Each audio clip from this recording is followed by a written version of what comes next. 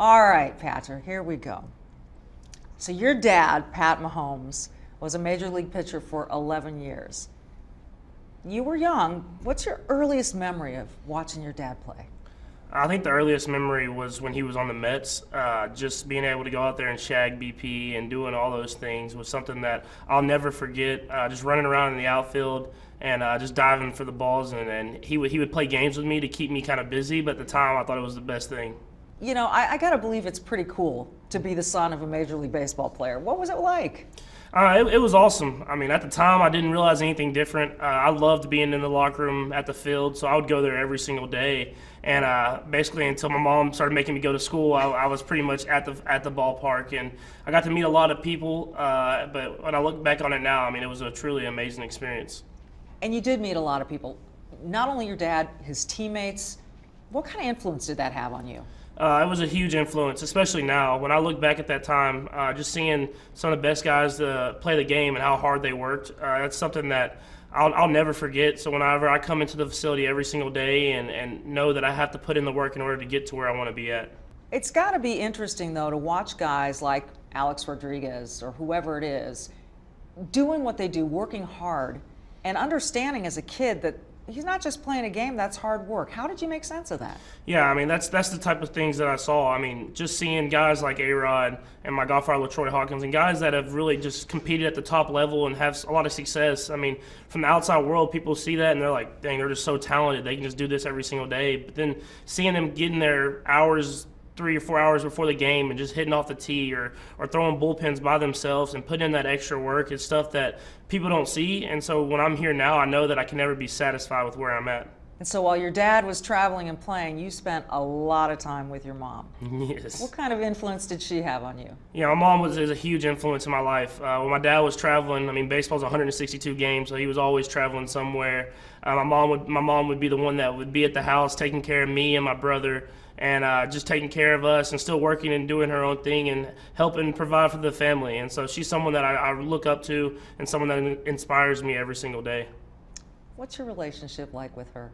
It's a great relationship. She still comes to as many games as she can. I actually have a little sister now, so she has to take care of her. I think she has a little t-ball softball game today.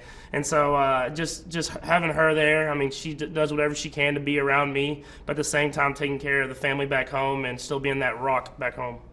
And your dad, how many games does he get to? My dad's been at every single game.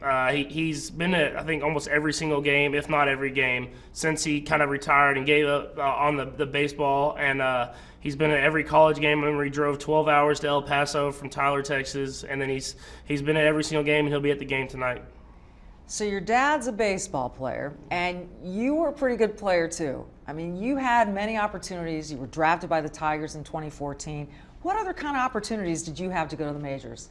Yeah, I mean, I remember when I was in high school, every single team came by the house and pretty much talked to me and they were trying to see where I was at, and they wanted to know if I wanted to play baseball or if I wanted to go to college and go that route with football. And I pretty much told them that unless I was getting paid some money that I could never refuse, which is like top 3 picks in the draft, that I was going to go to college. And so they threw numbers out there, but I mean, for me, it was all about just the love of the game and loving football and wanting to expand on that. So how does a kid growing up at a baseball park most of his life turn into a football player? I think living in Texas was probably the biggest thing. I mean, Texas high school football, there's nothing like it. And just being able to be in Texas and feel that energy and that passion they have for the game, I fell in love with it when I started playing. And once I fell in love with it like that and fell in love with the quarterback position, there was no turning back. So you go to Texas Tech, and you're grinding through it. It's hard work, as you said. Did you ever think, man, I could be playing in the majors right now? I didn't ever think of that until I think my rookie year in football, just because whenever I saw a guy like Michael Kopech, who I grew up playing baseball with, and him kind of getting to AAA, and now he kind of busted through into the Major League Baseball. I mean, I'm like, dang, I play with that guy and compete against that guy my whole entire life. And so I've thought about it, but I love where I'm at. I loved where I was at Texas Tech, and everything's worked out for the best. Yeah, I think it has. Your arm strength. How far can you throw a football? The furthest I've ever thrown it is 83 yards, but I think I can get it to 85. So hopefully maybe one day we can get out there with a little bit of wind at my back and I can get it to the 85 yards. You're not ever afraid of just burning out that shoulder or that arm? No, I mean, I played baseball, and you throw a lot more pitches in baseball than you throw footballs in the game. So I'm never scared to throw the ball deep, especially when you have guys like Sammy Watkins, Tyreek, and Chris Conley, and guys that can just go get it. What's the fastest you ever threw a baseball? The fastest I've ever thrown a baseball is 96 miles an hour. So I was at the state championship, and I was a little pumped up. I burned out by like inning 4 because I was throwing it, giving everything I had every single pitch. But I mean, I could pump it in there pretty good. What's the story about you as a 5-year-old playing shortstop, throwing it a little bit too fast for the first baseman to handle? What happened there? Yeah, so when I was coming up, there was 2 different T-ball leagues. There was the young T-ball league, which I was supposed to be in, and there was kind of the one where everybody was just kind of getting ready to go to the coach pitch. And so I started playing with the young team, the young kids, and they told me I needed to move up to the older kids T-ball league. And so the first practice, I get there, and I've been playing catch with my dad my whole entire life. And so they hit me a ball at shortstop, and I grab it, and I just fire it over there to the guy at the first base, and the kid had glasses, and he tried to catch it, but he wasn't ready for it, and it hit him in the glasses and broke his glasses. So they told me I either had to play first base or roll the ball to the first baseman the rest of the year, so my dad forced me to play first base. Yeah, I don't think rolling the ball is a very good idea. Yeah, he said that it wasn't teaching me the right habits, is what my dad said. You're 5 years old, that is correct. Could you ever imagine, as a kid growing up playing football in Texas, that you would one day be facing Bill Belichick coach teams? Not really at all. I mean, when I first started playing football, it was just for the love of the game, just to go out there with my friends and play for my high school team. And I got to college, and even then, I never had thought about playing in the NFL. And so I think my first time I ever thought about playing in the NFL was after my sophomore year of college. Coach Kingsbury came up to me and said, you have a chance to play in the NFL. And so I just tried to devote everything I could to get here, and I'm just going to keep working hard every single day and hopefully have success. What's your earliest memory of Tom Brady?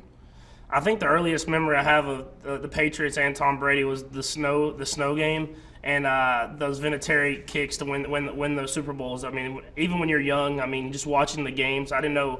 I was more baseball then, but I didn't know everything that was going on. But you watch the Super Bowls and those games, and he found ways to win them. And I've watched them more and more as I've grown up. And I mean, he just keeps getting better every single year. How do you think your style of play compares with Brady's? I mean, every quarterback's different. I've seen things that Tom's done, and the way he's able to move within the pocket and buy his team extra time to get the ball out of his hand and to the playmakers is something that I'm striving to be like. He gets the ball to those guys, and those guys make plays for him.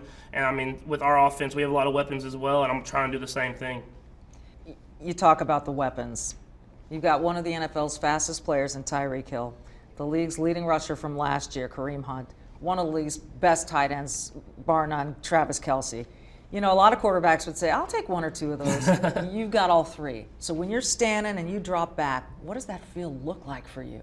I think it's all around. I mean, just those 3, and then you include Sammy Watkins, you include Chris Conley, and then the offensive line and how they're playing. I mean, I'm set up in a great situation. I know that I can just get the ball out of my hands, and it could be a touchdown on every single play.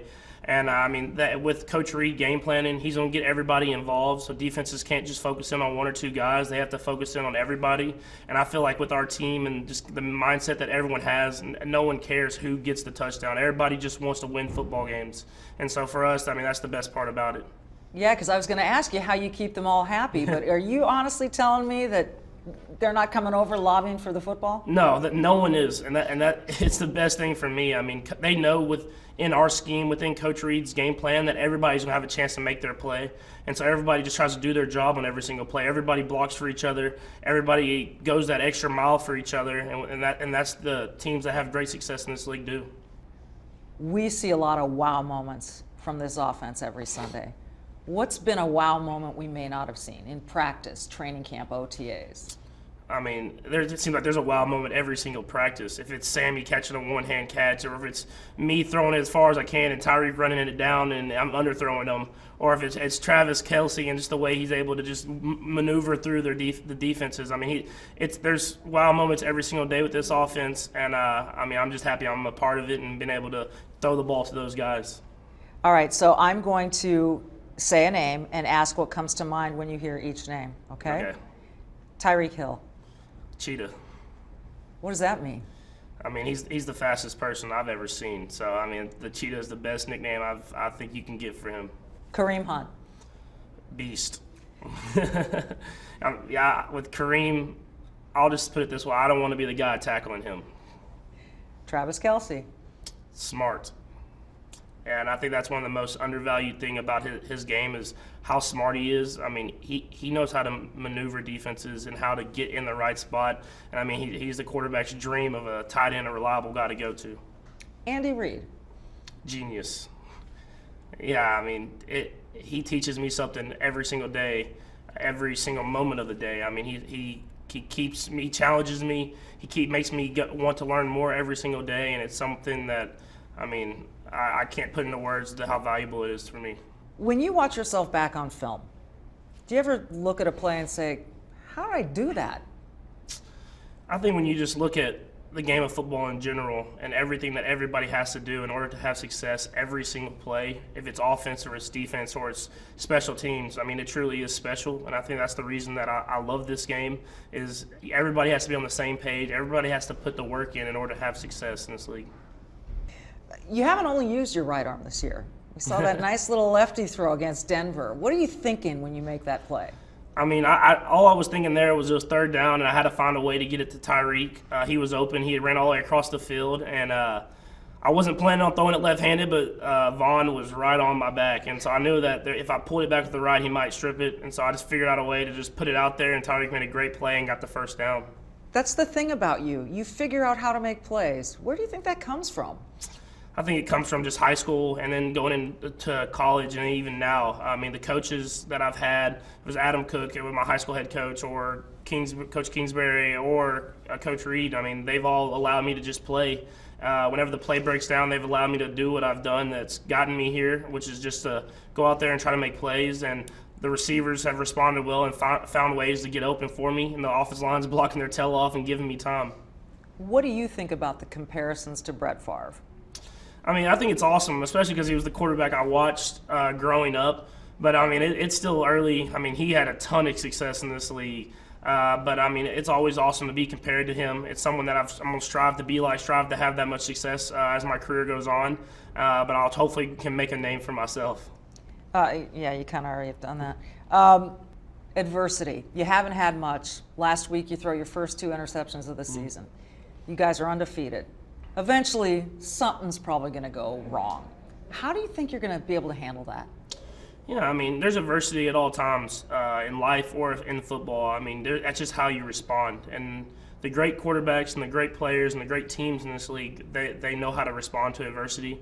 And so for us, we're going to keep just fighting tooth and nail every single down, every single game. And if something doesn't go our way, we're going to bounce back. And we're going to try to keep this momentum rolling that we have right now and go into a tough environment and hopefully get a win. Your voice is the bomb. I love it. I mean, I see a future for you in voiceover someday after football. But it's, people have said Kermit the Frog or whatever. What do you think about your voice?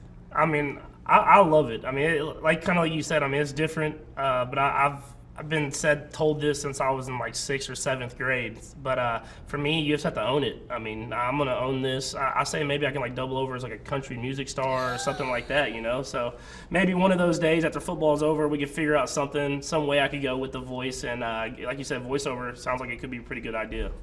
I love it. Who on the team gives you the hardest time about it?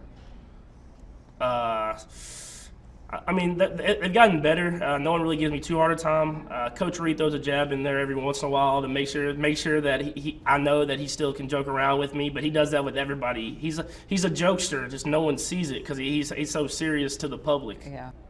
What's your best Andy Reid story? I mean, there's a lot of good ones. I don't know how many he would want me to share, but I think the best story is just when my first day I got to the Chiefs facility. He just threw me a package of number 5 gum that he had picked up at the gas station before he had came over to the facility that day, and it was red, and it was number 5, and that's where I was in college. So he threw that to me, and that's probably the coolest thing that I got at that moment. And what did he say to you about becoming the starter this season? I mean, same thing he says to me even to this day is just you be you. He wants me to be myself, nothing more. And so for me, that gives me confidence to just go out there and not try to do too much and just play the game that I've always played. Hi, I'm Mike Tirico, and thanks for watching. Make sure to hit subscribe for the latest news and highlights from NBC Sports.